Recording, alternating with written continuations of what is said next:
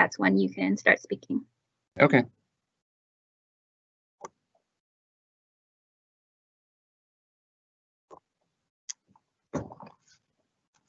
Good morning and welcome everyone. Thank you for joining us today.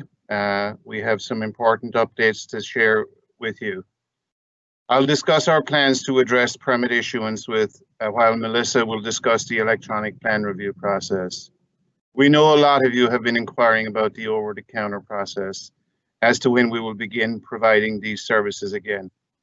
Over the last few weeks, we've been challenged with processing the volume of permits we keep receiving online.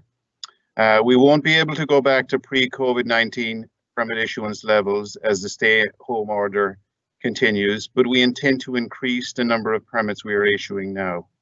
I know you are eager for that to happen too. So we are going to offer curbside services to permit applicants of OTC with and without plans. I'll provide you with the details of what this looks like after Melissa completes her presentation. Let's get started. Great, thank you, Director Reardon. Hi, this is Melissa Whitehouse in the City Administrator's Office. So I'm going to go ahead and give some quick electronic plan review updates, and then as Interim Director Reardon mentioned, he's going to be talking about the in-person services at 1660 Mission that will be resuming. I think that this update that I'm going to give on electronic plan review will really give you the context for why that is so necessary. So just as a recap, as you guys all know, in late February, we started piloting 3 Bluebeam sessions, trained staff, and really as part of the overall Permit Center project, we were planning on implementing electronic plan review slowly over time so as not to overwhelm our staff. We had definitely not planned on going to over-the-counter permits for electronic plan review for quite some time, but because of COVID-19 hitting and because we needed to close to customers, we did decide to move forward with electronic process much faster than we had anticipated. And we really closed for about 2 weeks and then started accepting things.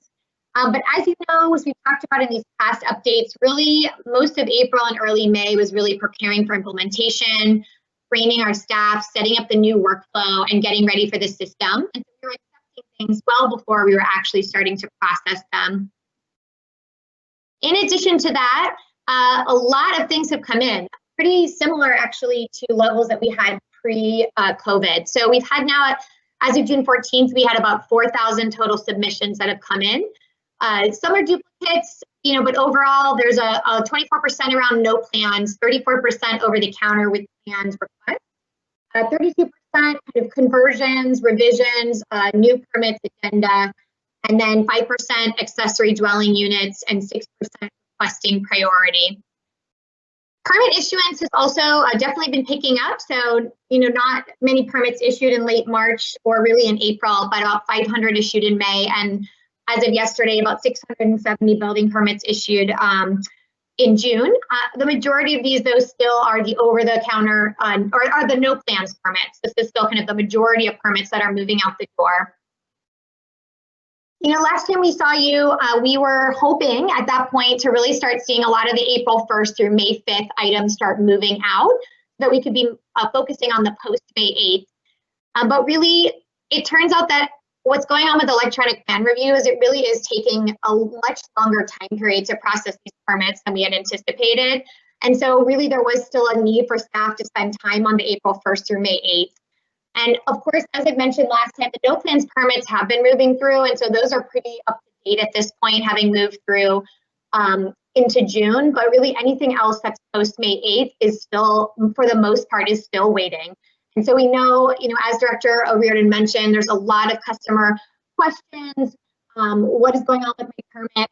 And really that's because of this inability to kind of move these through the entire system on a faster rate. So at this time, we have about 500 open sessions in Bluebeam, and we have started inviting customers into the over-the-counter sessions as soon as they're opening. And there's been about 70 permits that have been issued all the way start to finish through Bluebeam, through the electronic process.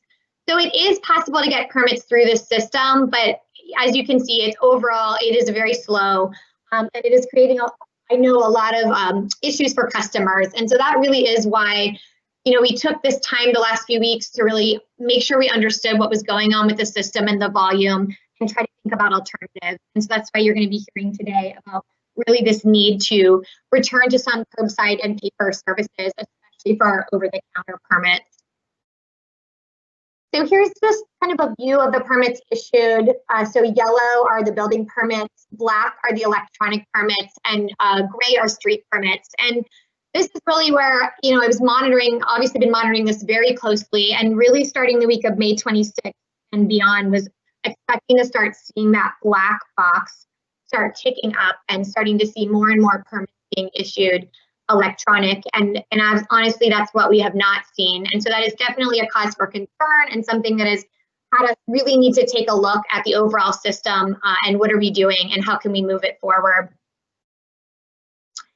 So obviously adjustments are needed for our electronic plan review process. I will say it shouldn't be surprising, although I of course was disappointed or am disappointed in the rate that things are moving, but it really shouldn't be surprising because this is a massive technological change with hundreds of staff in the middle of a global pandemic. And as we mentioned in past customer updates, many staff have been in and out on leave, disaster service worker assignments and other items. So it really has been challenging to implement such a big change in the middle of a health pandemic, but we are taking a look at the entire system now and seeing what changes can we make and how can we hope to move it forward. So although the system is not likely to return to pre-shelter-in-place efficiency levels, I'd say in particular this is for the over-the-counter permit. So as you all know, the way that it used to work prior to COVID and prior to going electronic is really that the system was navigated by the customer for the vast majority, 90% plus of the building permits. The customer would own the plans, the customer would come in and have back and forth with staff before those would be accepted. And then they would actually do the physical walking of the plans. And now the way we set up the system, customers hit submit, and it's kind of entirely shifted the process from the customer-led and customer-driven to the city, needing to move it from one step to the next. And what that's done is it's created a massive uptick in work for our support staff. So our permit tech staff and others who are helping move these permits through the process. And so it's really creating quite a bit of extra work for them, a lot of back and forth over email and phone calls, applications submitted that are incomplete, missing information, just taking much longer than things did when we had customers in person, able to have that really staff to customer contact going back and forth. Additionally, we really have data and technological issues. So although the front end of the process is digital, we're still very manual on the back end of the process. So it really does take a physical human to move these permits from one step to the next. And there are multiple handoffs from support staff, even before we get these permits into a Bluebeam session. And then at the end of the process, once they get out of the Bluebeam session. So there isn't one kind of big solution that is apparent or obvious that could speed up the system overall. It really is going to take a looking at the entire system end to end and making process improvements whenever and wherever we can. So just as a reminder of kind of what is going on with the process. So I know we talked about this last time, but there's been a lot of questions around, I hit submit, I don't see it in PTS. Why can't I see it in PTS? And so really that's because from the very first step of submission to when you get to the step of triage, when the permit center team receives it, the permit center team hasn't historically in the past had access to the permit tracking system, the case management system for the Department of Building Inspection. We did move recently and have been training our staff in the last week or so to get that access so that we can start assisting with PTS. But really, until we can get that to automatically happen with integrations between the city's website and the permit tracking system, it's very manual where the staff have to do it. And so it's not fast. And so that is why I know a lot of people are really wanting that information to be in PTS so that they can start tracking their permit. And so that's something that's on our radar.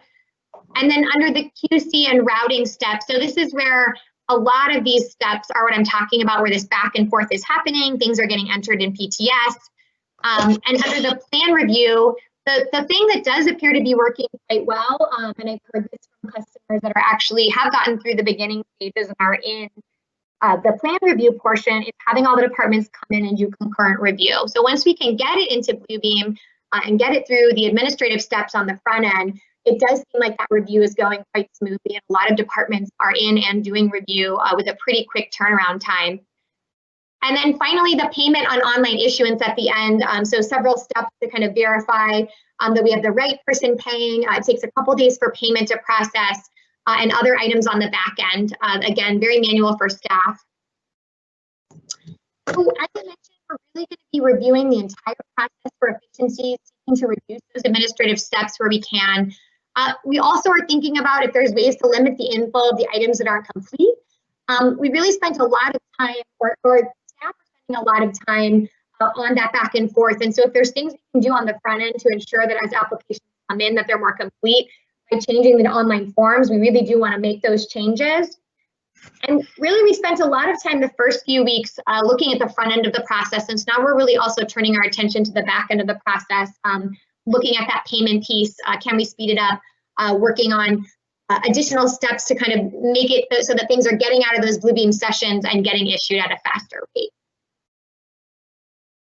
As I mentioned, we're going to be working towards a permit tracking system integration with the city's website so that you all can see at a much faster rate what is going on with your permit, where is it in PTS, and that you can track it so that you don't feel the need to reach out and send emails, which all the staff that are getting those emails are the same staff that are responsible for entering these permits into the system and trying to move them forward. So we really want to get you guys that information access in PTS so that you don't need to reach out via email, so that our staff can have less info of emails as well.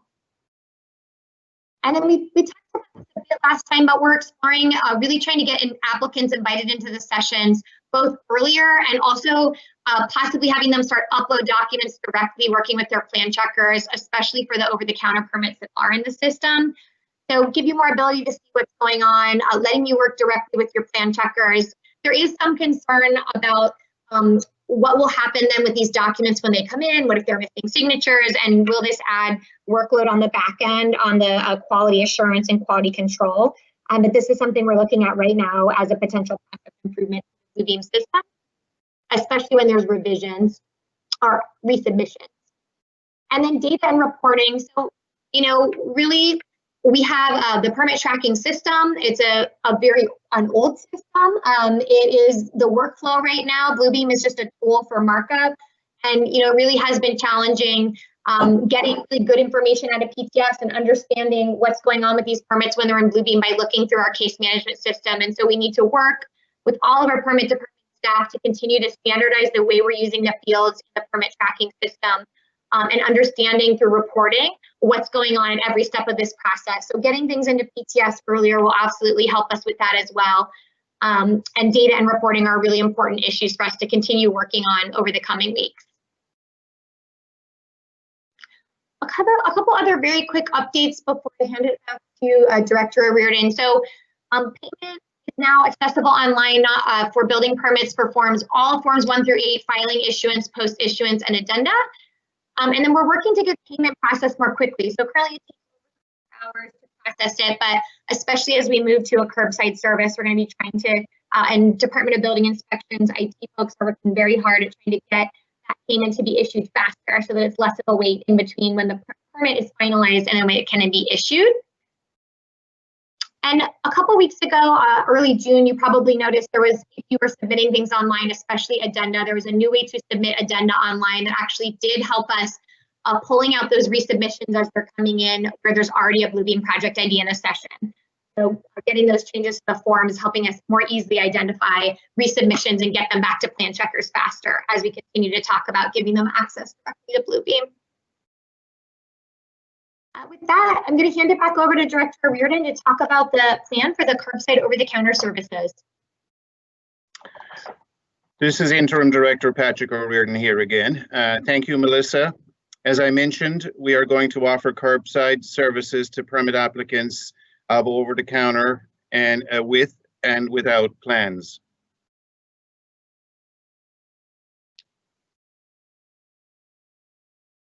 Next slide, please. Sorry, can you see it? Yes. So currently OTC permits we receive prior to May 8th are mostly in process or have been issued. As for the post-May 8 applications, there are two buckets. OTC without plans, mostly in process or have been issued. For those submitted after May 8, Permit Center will contact applicants to offer appointments for curbside service. This has already been mentioned by Melissa, so I'm just reiterating what's already been mentioned here. So next slide. Starting on Wednesday, June 24th, DBI will offer curbside services at 1660 Mission Street with customers entering from the south side of our building on Otis Street. Our services will be provided from 7:30 to 4:30 daily. There will be 3 different types of services offered: OTC without plans, OTC with plans, and permit pickup at the end of the day. I'll go over them in more detail. Next slide, please. Sorry, Patrick. There's a bit of a delay. Just wanted to let you know. Okay. What is OTC? OTC permits without plans include, for example, in-kind kitchen bathroom remodel where we have no change to floor plan or walls or exterior of a building and no structural work. OTC permits with plans, for example, would be kitchen bathroom remodel where we're changing floor plans, moving walls, and where we might have some exterior and there may also be structural work involved. Here are some examples of additional permits that may qualify for you. You can visit our website for that information. When you come to DBI, we will have plan checkers available throughout the day to conduct a review of your submissions to make sure it qualifies in the correct OTC bucket.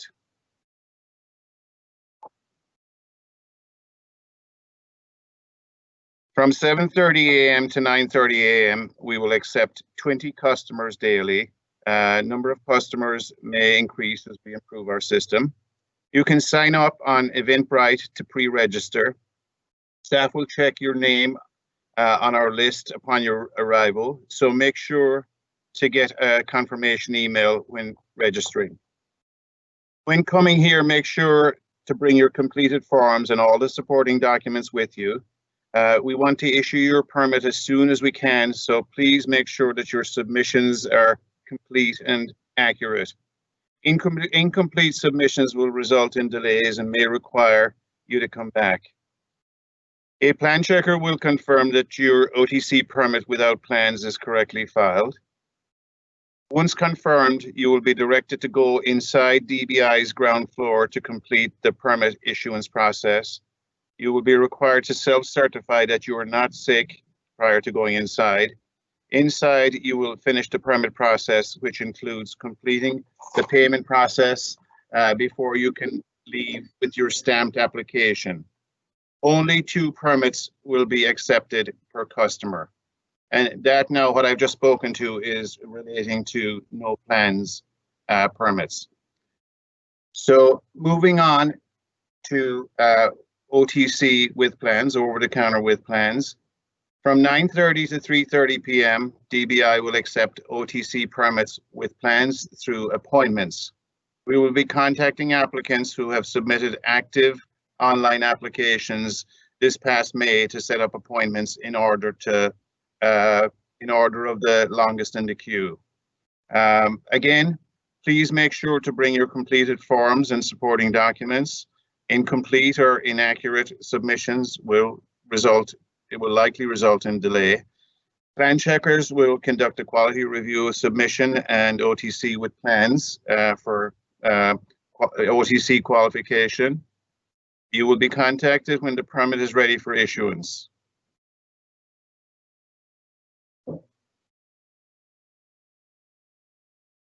Permit pickup time will be from 3:30 to 4:30 p.m. We will contact you when your permit is ready for pickup.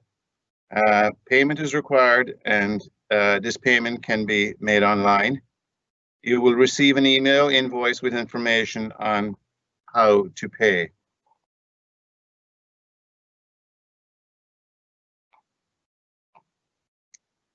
Safety. DBI will implement a site safety protocol as required by the city. Everyone on site, including staff and customers, will be required to wear a face covering and observe social distancing by staying 6 feet apart at all times.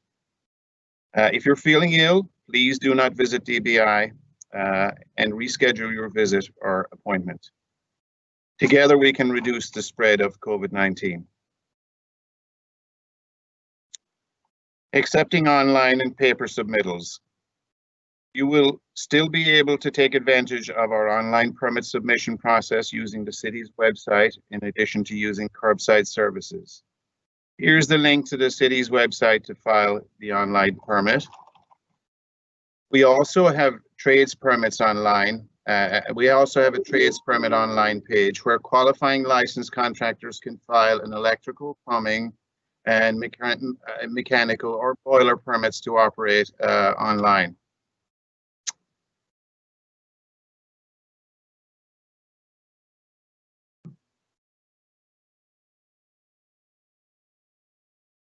If you have a DBI contractor account online, sign in online at sfdbi.org Instant Online Permit website to file your permit.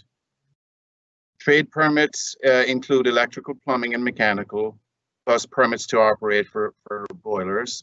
These permits can be obtained online. If you do not have an account, you can email our initial plan review staff to file your trade permit. For example, B licensed contractors can file for trade permits by using the EPR email address as noted in this slide. Qualifying licensed contractors can register for a new account online at this website, SFDBI Online Permits, Instructions and Registration Requirements for more information. You're required to complete a service agreement form in addition to providing supporting documents such as your ID, license number, workman's compensation certification, and business license. We will contact you when your account is ready within a week of submitting your application. In late July next month of 2020, DBI staff will be moving to 49 South Van Ness. DBI will be found on the 4th and 5th floor with the permit center located on the 2nd floor. Thank you, and we will be available for questions a little bit later. Now I would like to introduce Liz Waddy, Deputy Director at the Planning Department. She will say a few words in regard to the Curbside Services in regard to the Planning Department. Thank you, Liz. Hi, thank you, Interim Director O'Riordan.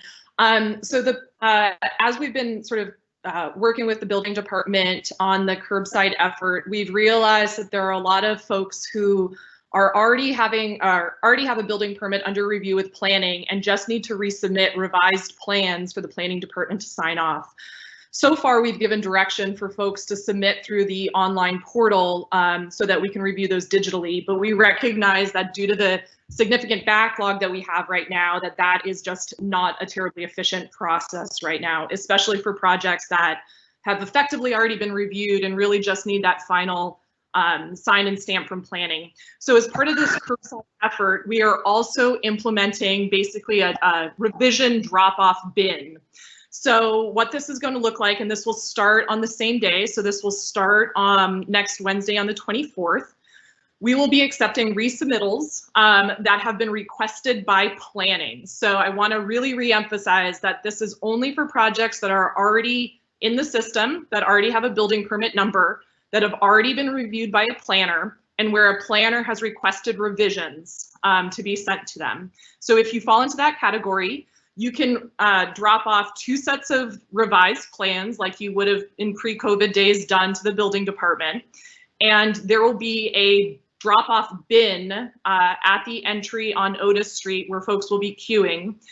You can basically just skip the queue, go up to the permit center representative, and say that you've got resubmittals for planning, and they will place them in a bin over there.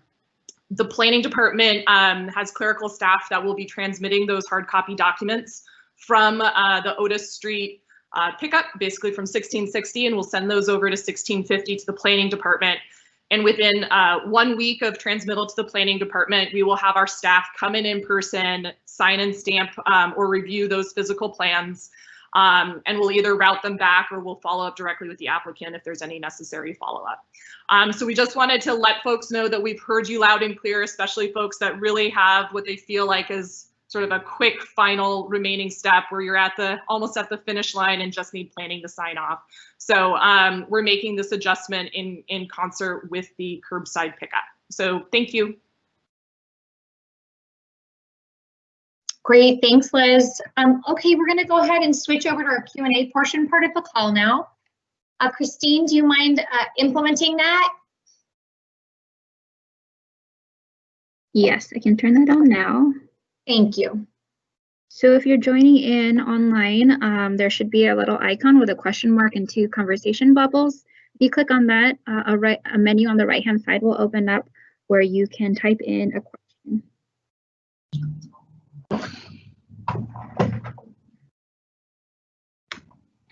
Was it okay? I muted.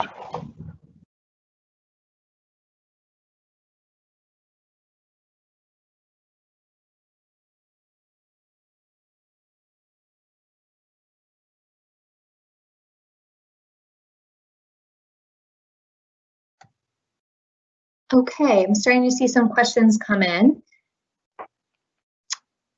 Let's see. Oops. All right, how long after a submission should I contact EPR Permit Center staff to see if my submission has been allocated a building permit number? Great, so if your project has moved on and will be allocated a building permit number, you should be reached out to by a staff member. And as the staff member is entering it into the system, you would have heard from them. So you don't actually need to reach out, because if you haven't been reached out to, that means you haven't gotten one yet, if that makes sense. Next question, how do you schedule an appointment for over-the-counter plans if you have not yet submitted digitally? So the answer to that is we are definitely going to be honoring the people who are already in the line for the over-the-counter. So we're going to be starting with the people who have projects that are over-the-counter scope that have already submitted. So you can go ahead and submit online, but right now we're not going to be opening up appointments to people beyond those who have already submitted, because we do have a significant backlog, as was mentioned earlier on this call.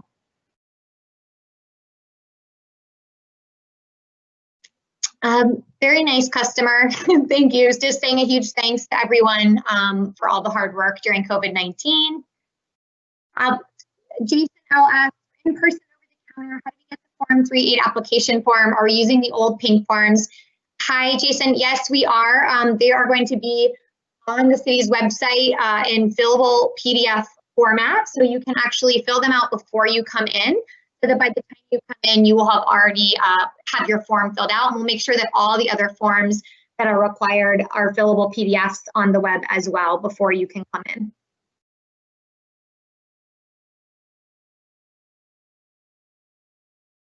Let's see. If we submit plans and application online for over-the-counter review, do we also need to print them and bring hard copies of applications? What will actually happen at the curbside review? Yes, so we are asking you guys to refill out the form and bring them in, just because the online form is very different than the original Form 3, Form 8. So we actually think it will be more efficient in this curbside world to return to that original form. So we do think you should print out the fillable PDF, fill it out, and then bring it in when you come in and submit it with your plans.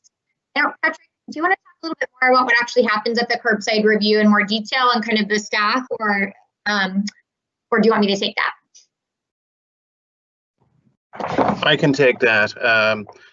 There are 2 conversations there. We have the permits, over-the-counter permits, both with plans or maybe without plans. I should probably have started with without plans. So the customers will line up on the south side of the building, Otis Street side of the building. Everyone is obviously expected to follow the safety protocols related to COVID-19. They will be directed to 2 tables at the right-hand side as you walk into that parking area adjacent to the building, where forms will be available to complete the necessary forms. If you have the fillable PDF, you should have printed that and bring it along with you. For no plans, you will just have the form, and you will fill out associated documents that may be needed when you get to the side area of the building. Then there will be a screening of the application for both without plans and with plans just before you enter the building from the side area again. Building inspector will look, and I guess the intent there is to look at the OTC without plans and make a determination if it qualifies for OTC without plans. Hopefully a customer won't have to be told that they need plans. Again, we're going back to if it's a kitchen remodel or bathroom remodel, for example, and no walls are being moved. That's typically, as most of you know, that's typically an over-the-counter without plans. However, if we see that an application that's being without plans involves any structural work or moving walls, then the customer will be told that they will have to generate the necessary plans, and they will be they will have to come back and with the plans and the application. The second part of that is with the plans. So the building inspector outside of the building will determine if indeed it qualifies as a OTC project, period. So assuming that people pass that marker, they will come into the building, go to what used to be our info desk directly inside the front door. There will be an address validation. We will check for complaints. The license will be validated. Then they will move on to intake. Permit application number will be assigned, and for OTC without plans, the routing will be basically to a plan checker on the ground floor and the planning staff if it's something that needs planning review.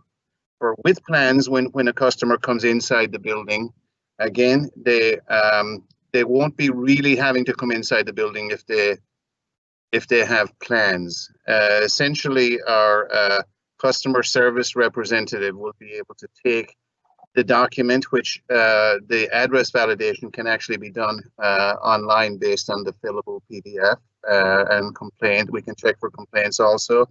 So a customer service representative can essentially take that document to our 5th floor area where customers used to come in pre-COVID, and it will be routed through the stations that are established for whatever the particular scope of work was. When it gets to, when it's completed, it goes back to our intake issuance permit tech group. The stakeholder will be invoiced, payment will be made. Our customer service representative will contact the stakeholder, and the materials will be available for pickup again at the side area of the building, and appointments will be made by the customer service representatives. I think that's I've said a lot there, but that's kind of how it's all going to work, and I'm obviously available for any questions in regards to that too. Thank you. Thanks, Patrick. We have a question. We have projects that would have been OTC previously, having been disqualified with electronic plan review. Has the threshold changed? And I know we were talking prior to this call as a city staff, the need to have a more uniform and clear definition of what over-the-counter is and looks like across various departments. I don't know if any departments want to take that. Sure. Yeah, go ahead, Liz. Okay, sure. So I would say as it relates to planning, one of the challenges we've had is that we've been manually pre-screening basically an Excel spreadsheet of all the projects that have been coming in. And so we've only been able to go off of the project description provided. And so I guess this would be a suggestion to everyone who's filing these permits is Some of these project descriptions don't give us enough information to be able to accurately assess whether a project is OTC, intake, or even not applicable for planning review. An example that we saw several of was there were some descriptions that would say things like remove kitchen. So for planning, that would be an intake because that would require conditional use. Well, in reality, it wasn't actually removing a kitchen. It was just remodeling a kitchen on a floor plan. So I think that was a big part of it. So it's not so much that we've changed any kind of protocol, but we're going off of project descriptions alone that sometimes don't give us sufficient information. Thanks, Liz. Can I add to that maybe just a little bit from a DBI perspective? So our building plans person or plans examiner outside of the building that will do the initial screening before the documents are taken in will typically be able to make that determination in regard to whether something qualifies for OTC or not. As Liz said, that you know, planning have some considerations there too, but we will essentially be we'll be replicating what it is we did pre-COVID, and the building inspector will be making that determination. Obviously, if you have a fairly extensive amount of work and it involves a substantial amount of maybe structural work, or where you know as a design professional that there would be you know, some expanded review needed, it's better that you try to avoid the coming in with an OTC request for something like that. If you know ahead of time that it might not, that it's not an applicant for or a qualifying candidate for OTC. So, you know, hopefully we can all work together on this, and we can that'll help us get through the backlog more quickly if we have you know, qualifying materials actually coming to us. So hopefully that helps. Great. How long is the process from submission to seeing a project showing up in PTS currently? So as we move to curbside, those will obviously all get entered in, you know, within 24 hours of being received, or, you know, as they're coming in, the staff will be processing them. For the things that came in digitally, this is where we have the big backlog. And so all the items that were April 1st through May 8th should now generally be in, and then a few items past May 8th, but really things beyond May are not usually in PTS yet. And so that is why you aren't seeing them yet. And I see a couple people here with similar comments on submissions in May and early June. One asks, are these slides going to be made available to the public for reference? Yes, we will make these available after this meeting is over, and similarly post the recording, just like the other meetings that we have had in the past. Is there an option for walk-in OTC with plans? Yes, there is. If it's a qualifying OTC project, we can accept those as submittals by appointment. But I think, sorry, Patrick, just to be clear, I think right now we're going in order of the ones that have come in on the website first, right? So it's not possible to make an appointment for an over-the-counter with plans quite yet. Yeah, that's correct. I misread that. That is correct. We're going to be taking the from the backlog that we have, and then when that backlog clears, obviously we'll be in a different place and we'll be able to deal with those submittals at that time. Yeah. Can we pay an overtime fee and have our plans expedited reviewed at this time? I think at this time we are not contemplating that, but Patrick, you let me know if there's anything with expedited fees that I'm not aware of. Yeah, I think we want to try to be fair and take people in order of when they submitted, given that we have a backlog of these right now, these applications and submittals. So for right now, I think we're just going to work on our backlog and get everything issued in order, just to be equitable. Trying to get to the next question. What do we do about building applications that have structural engineering and calcs? What is the timeline on hearing back from the city on that? I mean, I think all applications are kind of going through the same process right now. I don't know if there's something significant about having engineering and calcs. I think you would just need to submit all documents online all together at the same time.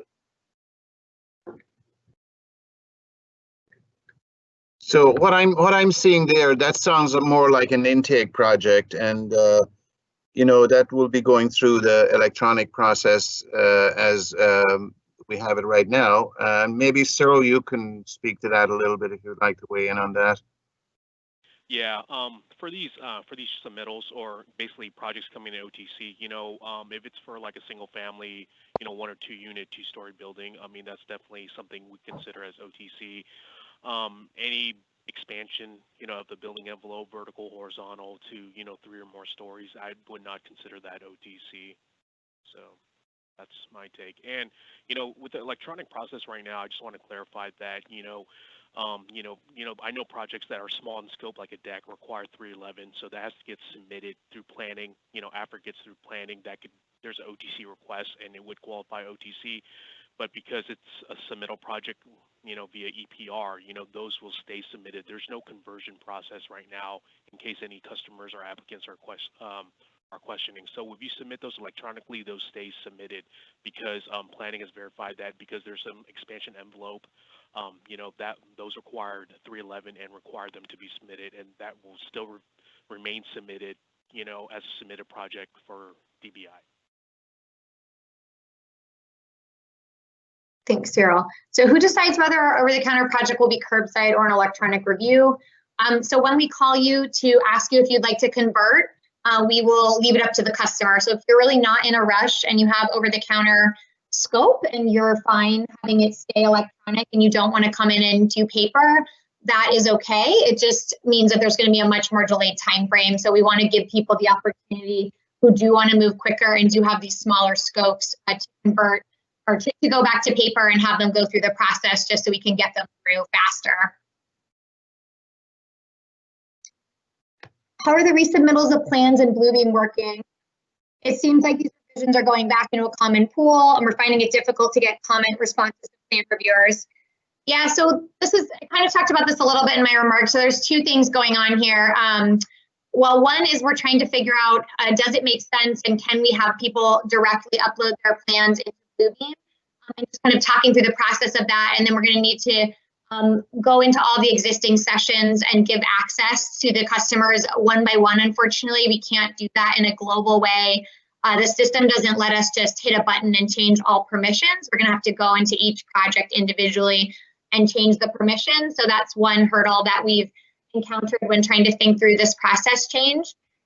Additionally, there's concerns, as I mentioned, about the quality control and quality assurance. So if we have customers upload them directly and then they're not checked on the front end by a support staff, and then at the back end, it might slow down the overall project if there's stamps missing or signatures, and it could create some more back and forth on the back end where we would then have to have plan reviewers go back and restamp.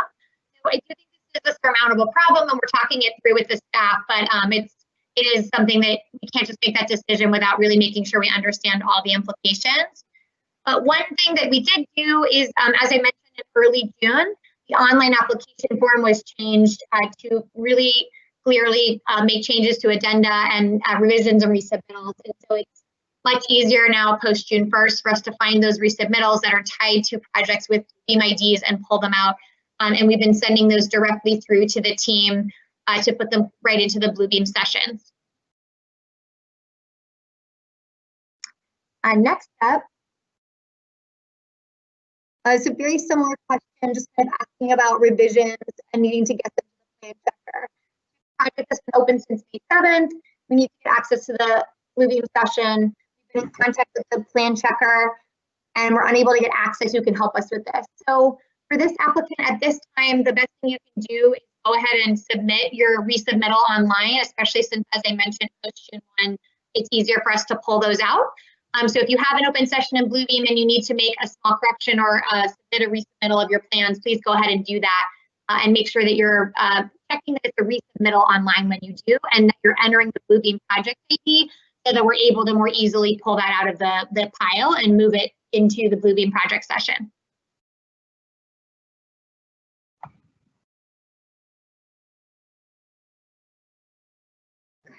Okay. I have a number of projects that are being reviewed in Bluebeam, but I was not supplied with a Bluebeam ID. Who do I contact for a Bluebeam ID? So the Bluebeam ID numbers,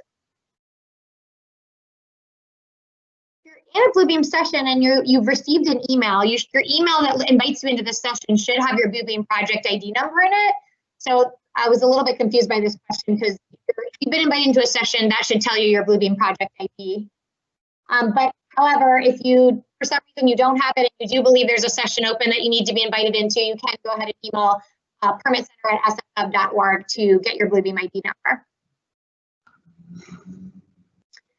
For OTC permits, you said you can submit curbside or online. What does Department of Building Inspection prefer? I don't think that the department, well, Patrick, I'll let you take that, but I think you guys wanted to leave it up to the customers to decide. Yeah, it's at the discretion of the customer. That's what we're going to say on that. What day will the over-the-counter process be starting? We're going to be, as mentioned, piloting starting next Wednesday and then trying to ramp up by early the following week on the 29th. Hi, what will be access to records for the reviewing of microfiche and printing?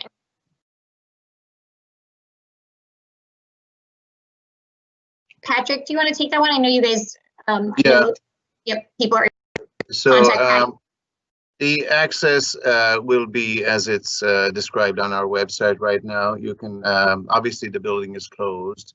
Our materials that will be submitted, the fillable PDFs, we will make a copy of those materials and have them obviously housed in our records division. So the records management division is reachable via the contact information that's shown on our website, and services are being provided based on emails, and like I said, additional information is available, by reaching out based on the contact information on the website. Thank you. Great. Thanks, Patrick. Cool. For new over-the-counter applications with plans, what's the best recommended way to submit so we make a curbside appointment? As I mentioned, we're going to be reaching out to people who are who can make these curbside appointments, going in the order of people who have submitted. Next questions, David, are there any dollar limitations for construction costs for over-the-counter with plans?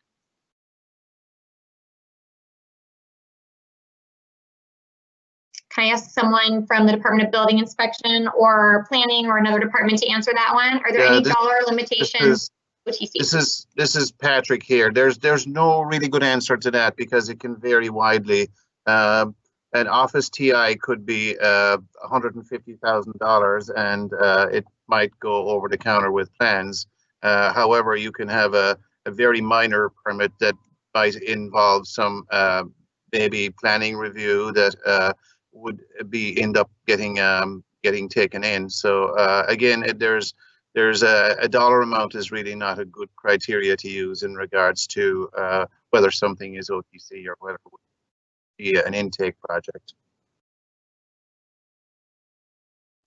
Great, thank you. I submitted plans for new construction on May 14th. I was told during the queue, can you give me any timeline? Certainly for intake projects, those projects are definitely going to be more delayed than the over-the-counter that we're going to try to start moving on curbside. I will say, my general sense from what I'm hearing about the pre-COVID timeframe is that there was backlogs kind of more on the plan reviewer side back then. Really what we're seeing right now is actually, although backlogs still exist on paper plans, digitally departments are actually getting them pretty quickly. It's just the real issue here for us is the support staff. So the front end of the process, as I mentioned, and the very back end of the process. So it seems like where we used to have a backlog kind of in the middle of the process, that seems to be moving actually pretty quickly at this point in time. And really our roadblock here is on the front end of the process. So hopefully for these customers with intake projects, once you do get through that front end part of the process, because you have concurrent review now with multiple departments all going in at the same time and doing their review generally, that the overall review of the project might end up being faster than in the previous world when it was sequential. Who can we contact when emails go unanswered for more than 5 business days or more? Please go ahead, feel free to email me if you have a question and you haven't received an answer and it's been more than 5 days. Generally, I think staff are working really hard to get to the emails as they're coming in. But there are a lot of emails coming in, and I think in particular, There's emails coming into the customer service folks, but there's also emails coming into all the individual staff as well. And the people who are doing the customer service emails are also the people, especially now the permit center team, now that they have permit tracking access and Bluebeam access. It's all the same support staff who are both trying to answer emails and move all the projects forward at the same time.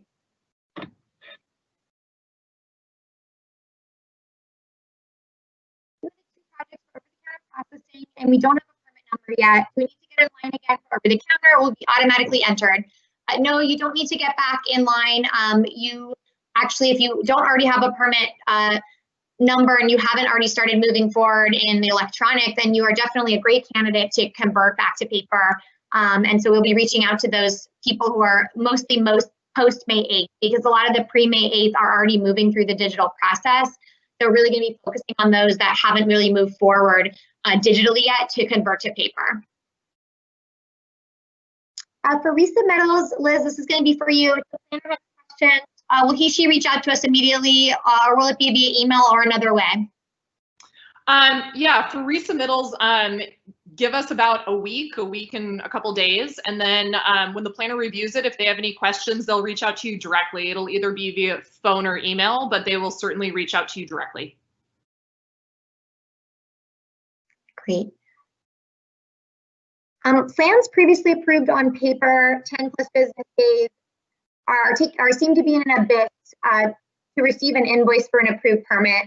We're delayed construction because of this. Can this be addressed, or is there a specific liaison appointed to deal with the paper plans that are approved on paper?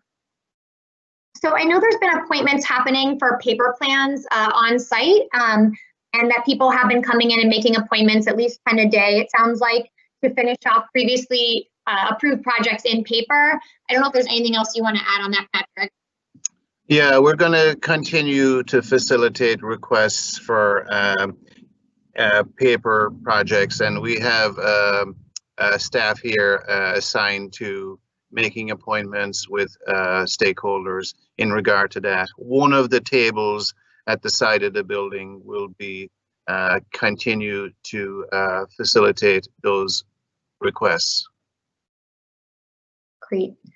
Can we bring applications made online for OTC with plans review for curbside instead of digitally? Yes, we can convert, but as I mentioned, we're going to be reaching out to people through appointment based just to make sure we're going in the order of things being put through the system. For over the counter. I'm going to piggyback on that comment, and what I'm going to say is basically, it's because we're close to the public, everything it's done by the applicant yourself. So I would, just elaborate to verify everything's complete. All our forms are online. We have the fillable permit application forms. We have the permit application disclosure form, the contractor statement form, authorized agent of contractor form up online now, the owner's package. Please make sure these are all completed, because this would expedite the process, because, we're not going to, it's going to slow down the review, slow down the issuing process. So we want to make sure that you guys, have everything completed, everything's online. For contractors, please verify that, your contractor's license up to date, your business license is up to date, your workers' comp is up to date, and verify also that if there are NOVs on your project, please make sure that, when you submit, be ready to, basically pay for the penalties or, rectify the NOV, or else we're not even going to start off with your projects. So these are all things, on your end, to basically do to expedite, our review process and our issuing process, for you guys when you guys do the OTC drop off for us.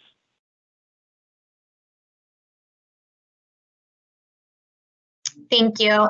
Can we post an exhaustive list of documentation needed to pick up an over-the-counter permit so we can be prepared when we go in curbside?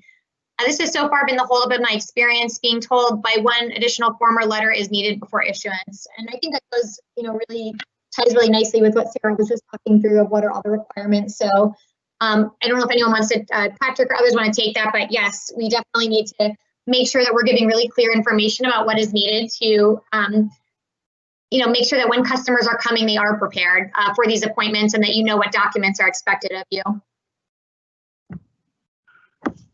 Yeah, this is Patrick here. I think I spoke to that a little bit in my presentation, that it's really important that we have the best information we can have from the customer when they come in to facilitate an experience whereby we can get the permit in and out the door here and get it issued. So again, we're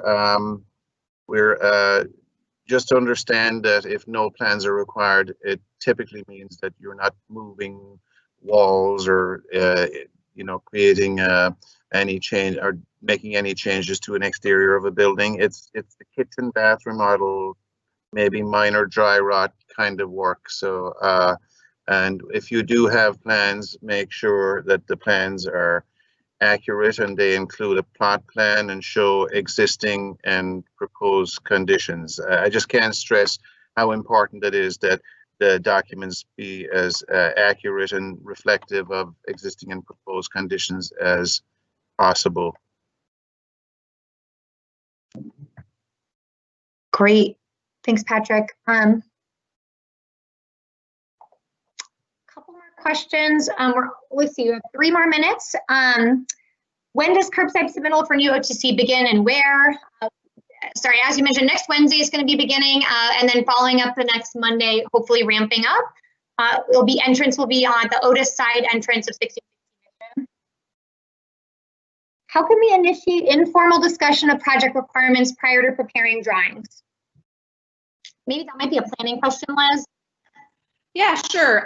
So we are still manning our general information email inbox. So if you have an inquiry about what's required to be submitted, you can email us at pic@sfgov.org. That website's also on our website, and we will commit to a few-day turnaround on getting you that information back. Thank you. So I think for the final question, it's actually a really good one to end on. Can you please explain when DBI will begin opening for in-person review and when the SIP restrictions are being loosened up, shelter in place? So, you know, this is something, especially as we've been seeing, like I mentioned earlier, just that electronic is not moving anywhere near the speed that we really hoped it would be moving, and just knowing how important construction permitting is to the city and to the economy. You know, we have talked a lot about what are our options here, and, you know, unfortunately, we really don't have an option to reopen right now and have everyone back in, kind of as I talked about at the last meeting, just based on what we're seeing from the health officer and overall general reopening. We will continue to monitor that. I will say that the nice thing about 49 South Van Ness is it has a lot more space, both on the first floor and on the second floor, as well as an outdoor area. So we are definitely already starting to think about, because that move is coming up, what opportunities could that afford us on social distancing, and just kind of facilitating more of this really important interaction between customers and staff. It really helps make the review process go so much more smoothly. We're going to be looking at, you know, barriers and other things that we can do when we move to the new building, when we have that space. So we understand how anxious everyone is. We definitely understand that you would like us to be reopened, and we wish that we could do that, but that's not really the reality of where we're at right now. But we are monitoring reopening, and I know the health officer, as we go through these cities phases, 2A, 2B, 2C, and beyond, is really monitoring our health indicators and seeing kind of where we're at. And as of right now, things are still looking good for the city. But I have heard rumors, and, you know, I think this is already happening in China and some other places, where they did reopen and they're actually contemplating closing again. So we just want to make sure that we're really thoughtful as we're rolling out services. And that's why we're really starting with the more limited basis curbside for now. And with that, Patrick, did you want to say any final words before we wrap up?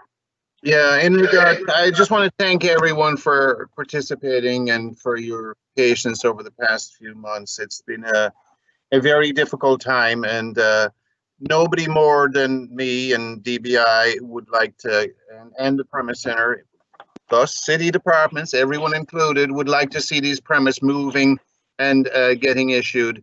But we're in a, like I said, we're in a very strange and unusual and dangerous time. And I'd like to encourage everyone that comes to DBI, please follow the safety protocols relating to COVID-19. We want to keep our staff safe. We want you to be safe. So, and thank you again for your engagement. And we're going to give this 100%, 110% of our effort here to make this successful, so we can get permits moving through the system, at least the OTC permits. And thank you all very much.